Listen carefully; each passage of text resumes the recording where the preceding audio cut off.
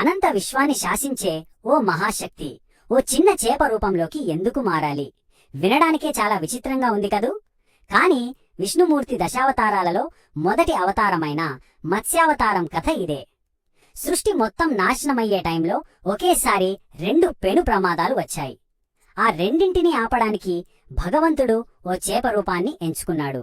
అసలు ఆ రూపం వెనుక ఉన్న స్ట్రాటజీ ఏంటో ఈరోజు తెలుసుకుందాం. సరే, అందరికీ వచ్చే ఫస్ట్ క్వశ్చన్ ఇదే. సింహం లాంటి శక్తివంతమైన జంతువులు, వరాహం లాంటి బలమైన రూపాలు ఎన్నో ఉన్నాయి కదా. మరి అవన్నీ వదిలేసి అంత బలహీనంగా కనిపించే ఓ చేప రూపాన్ని ఎందుకు ఎంచుకోవాలి? ఈ ప్రశ్నకు సమాధానం మనకు ఈ కథ చివర్లో చాలా క్లియర్గా అర్థమవుతుంది. అయితే అసలు కథలోకి వెళ్లే ముందు అవతారం అనే మాటకు అసలు అర్థమేంటో చూద్దాం. అవతారం అంటే ఏదో ర్యాండమ్గా తీసుకునే రూపం కాదు. అదొక పర్ఫెక్ట్ టూల్. ఒక పర్ఫెక్ట్ టూల్ లాంటిదన్నమాట. అంటే ఒక పని పూర్తి చేయడానికి ఏ సాధనమైతే కరెక్ట్గా సరిపోతుందో భగవంతుడు ఆ రూపాన్నే ఎంచుకుంటాడు. సో ప్రతి అవతారం వెనుక ఒక స్పెసిఫిక్ పర్పస్ ఉంటుంది. సరే, ఇక అసలు కథలోకి వెళ్ళిపోదాం. ఆ టైంలో విశ్వం ఒకేసారి 2 పెద్ద ప్రమాదాలను ఎదుర్కొంటోంది. అందులో మొదటిది మహాప్రళయం. మన పురాణాల ప్రకారం టైం అనేది చాలా పెద్ద కాన్సెప్ట్. బ్రహ్మదేవుడికి ఒక పగలు పూర్తయితే దాన్ని ఒక కల్పం అంటాడు. అంటే కొన్ని 100 కోట్ల సంవత్సరాలన్నమాట. ఆ కల్పం చివర్లో సృష్టిని చేసి చేసి అలసిపోయిన బ్రహ్మ నిద్రపోతాడు. ఆయన నిద్రపోయే ఆ రాత్రినే ప్రళయం అంటారు. అప్పుడు మొత్తం యూనివర్స్ నీటిలో మునిగిపోతుంది. Complete darkness. సరిగ్గా ఇదే టైంలో ద్రవిడ దేశంలో సత్యవ్రతుడు అనే ఒక రాజున్నాడు. ఆయన గొప్ప విష్ణు భక్తుడు. ఆయన కోరికేంటంటే శ్రీమన్నారాయణుణ్ణి ఎలాగైనా సరే ప్రత్యక్షంగా చూడాలి. దానికోసం కేవలం నీళ్లు మాత్రమే తాగుతూ చాలా ఘోరమైన తపస్సు చేస్తున్నాడు. మన ఈ కాస్మిక్ స్టోరీలో హ్యూమన్ క్యారెక్టర్ ఈయనే. ఇలా తపస్సు చేసుకుంటున్న టైంలో ఒకరోజు సత్యవ్రతుడు నదిలో నీళ్లు తీసుకుని సూర్యుడికి అర్ఘ్యమిస్తున్నాడు. అప్పుడు ఆశ్చర్యంగా ఆయన చేతుల్లోకి దోసిట్లోకి ఒక చిన్న చేపపిల్ల వచ్చింది. సరే అని దాన్ని మళ్లీ నీళ్లలో వదిలేయబోతుంటే ఆ చేప మనుషుల భాషలో మాట్లాడింది.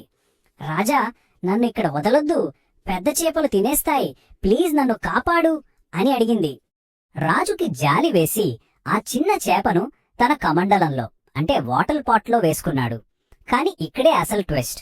ఒక్క రాత్రిలోనే ఆ చేప కమండలం సైజ్కి పెరిగిపోయింది. దాన్ని తీసి ఓ పెద్ద కుండలో వేశాడు.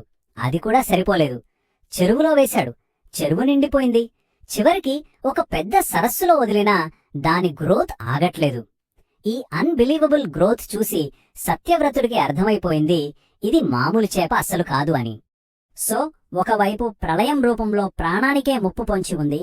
కాని సరిగ్గా అదే టైంలో అంతకంటే పెద్ద ప్రమాదం ఇంకొకటొచ్చింది. అదేంటంటే విశ్వానికి మూలమైన జ్ఞానానికే వచ్చిన ప్రమాదం. మనం ముందే అనుకున్నట్టు కల్పం చివర్లో బ్రహ్మదేవుడు నిద్రలోకి వెళ్ళిపోతాడు కదా. అప్పుడు యూనివర్స్ కి ఫౌండేషన్ లాంటి వేదాలు అంటే ఆ నాలెడ్జ్ అంతా ఎలాంటి ప్రొటెక్షన్ లేకుండా ఉండిపోయింది. ఇదే అదనుగా ఆ నాలెడ్జ్ ని దొంగిలించడానికి ఒక ఈవిల్ ఫోర్స్ రెడీగా ఉంది.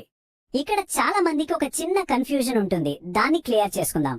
వేదాలు దొంగిలించబడ్డాయి అనగానే మనకేవో పుస్తకాలని ఒక రాక్షసుడు వాటిని భుజాన వేసుకుని పారిపోయాడని ఊహించుకుంటాం. కానీ అది కరెక్ట్ కాదు. వేదాలు అంటే ఫిజికల్ బుక్స్ కాదు, అది నాలెడ్జ్, ఒక కాన్షియస్నెస్. బ్రహ్మ ఎప్పుడైతే అలసటతో కాస్త నెగ్లిజెంట్ గా ఉన్నాడో ఆ నాలెడ్జ్ ఆయన నుంచి జారిపోయింది. అంటే లాస్ట్ అయిపోయింది. ఆ నెగ్లిజెన్స్, ఆ బద్ధకమే హయగ్రీవుడు అనే రాక్షస రూపం అన్నమాట. So it's more metaphysical. అలా ఆ నాలెడ్జ్ ని స్టీల్ చేసిన ఆ డీమన్ ఎవరికీ దొరకకూడదని ఆ ప్రళయ సముద్రంలో ఎవరూ వెళ్లలేని లోతైన అగాధంలోకి వెళ్లి దాక్కున్నాడు. ఒక్కసారి ఆలోచించండి. ఇప్పుడు సిచ్యువేషన్ ఏంటి? సృష్టిలో జీవం లేదు, దానికి తోడు జ్ఞానం కూడా లేదు. ఇది ప్రళయం కంటే డేంజరస్ సిచ్యువేషన్. చూడ్డానికి ఇవి 2 వేర్వేరు ప్రాబ్లమ్స్ లా కనిపిస్తున్నాయి కదా. కానీ వీటిని రెండిటినీ ఒకే దెబ్బతో సాల్వ్ చేయడానికే భగవంతుడు ఒక బ్రిలియంట్ ప్లాన్తో వచ్చాడు. అదే ఒకే అవతారం, 2 మిషన్లు. ఇక సముద్రంలో కూడా ఆ చేప అసాధారణంగా పెరుగుతూనే ఉంది. అది చూసిన సత్యవ్రతుడికి ఇక డౌట్ లేదు. నువ్వు సాధారణ జీవివి కాదు, సాక్షాత్తు శ్రీ మహావిష్ణువే అయి ఉండాలి అని నమస్కరించాడు. అప్పుడు ఆ భారీ చేప తన నిజ స్వరూపాన్ని బయటపెట్టింది.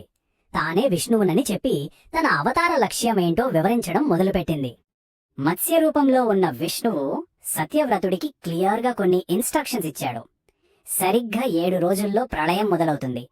నేను పంపిన ఒక పెద్ద పడవ నీ దగ్గరికి వస్తుంది.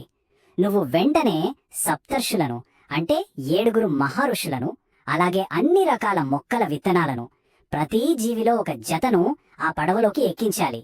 ఆ తర్వాత వాసుకి అనే సర్పాన్ని తాడులాగా ఉపయోగించి ఆ పడవను నా కొమ్ముకు కట్టేయని చెప్పారు. సో ఇప్పుడు మనం స్టార్టింగ్లో అడిగిన ప్రశ్నకు సమాధానం దొరికింది చూసారా? ఆ టైంలో చేయాల్సినవి 2 పనులు. 1, ప్రళయం నీళ్లపైన పడవను సేఫ్గా గైడ్ చేయాలి. 2, అదే సమయంలో సముద్రం అడుగుకెళ్లి రాక్షసుడితో ఫైట్ చేసి వేదాలను కాపాడాలి. ఈ 2 పనుల్ని సైమల్టేనియస్ గా చేయగల ఒకే ఒక్క రూపం చేప మాత్రమే. అందుకే ఈ మత్స్యావతారం. What a strategy! సరే, ఇక కథ క్లైమాక్స్ కి వచ్చేసింది. మత్స్యావతారుడు లైఫ్ కి సంబంధించిన సీడ్స్ ని, నాలెడ్జ్ కి సంబంధించిన సీడ్స్ ని ఒకేసారి ఎలా కాపాడాడో చూద్దాం. ఇక చెప్పినట్టుగానే 7వ రోజు ప్రళయం స్టార్ట్ అయింది. లోకాలన్నీ నీటిలో మునిగిపోయాయి. కారు చీకటి. ఆ చీకట్లో సప్తర్షుల తేజస్సు తప్ప ఇంకో వెలుగు లేదు. ఆ భయంకరమైన సముద్రంలో మత్స్యమూర్తి ఆ నావను ప్రొటెక్ట్ చేస్తూ ముందుకు నడిపించాడు. చూడండి, ఇక్కడ సమ్మరీ చాలా క్లియర్గా ఉంది. ఒకవైపు మహాప్రళయం, దానికి సొల్యూషన్ ఏంటి? దైవిక పడవ. దానికి గైడ్గా మత్స్యమూర్తి. దానివల్ల జీవం యొక్క బీజాలు కాపాడబడ్డాయి. మరోవైపు దొంగిలించబడిన వేదాలు. దానికి సొల్యూషన్ సముద్రం లోపల యుద్ధం. దానివల్ల జ్ఞానం యొక్క బీజాలు కాపాడబడ్డాయి. కొత్త సృష్టికి ప్రాణం, జ్ఞానం 2 కావాలి. రెండింటినీ కాపాడారు. Perfect execution. అలా ఆ పడవను నడిపిస్తూనే మత్స్యమూర్తి సముద్రం లోపలికి వెళ్లి హయగ్రీవుడిని సంహరించాడు.